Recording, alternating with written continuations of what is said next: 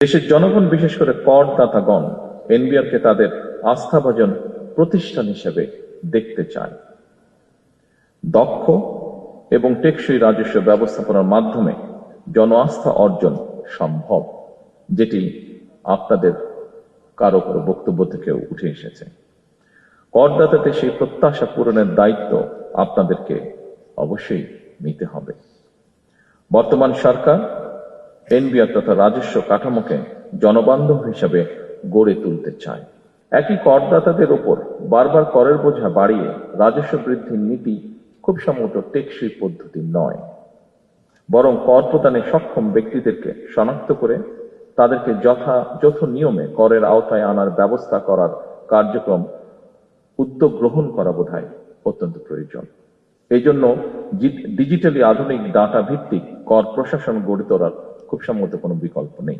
সরকার চায় সকলকে সাথে করে নিয়ে বাংলাদেশকে গড়ে তুলতে। প্রত্যেকটি মানবিকের কন্ট্রিবিউশনকে সম্মানের সাথে দেখতে চায় সরকার।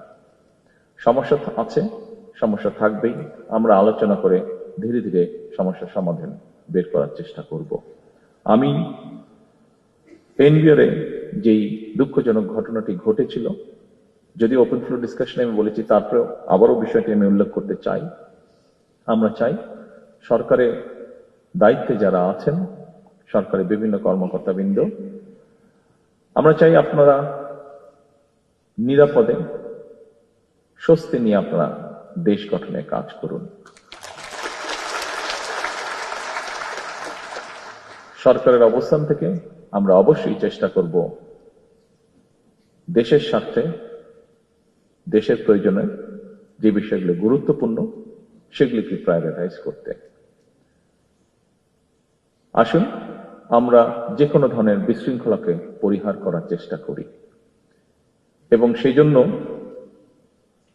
যদি সরকার প্রয়োজন মনে করে, অবশ্যই সরকার ভবিষ্যতে যাতে এই ঘটনাকে পরিহার করা যায়, বর্তমানে যাতে সকলকে স্বস্তিতে কাজ করার পরিবেশ করে দেওয়া যায়, তার জন্য প্রয়োজনীয় পদক্ষেপ সরকার গ্রহণ করবে ইনশাআল্লাহ।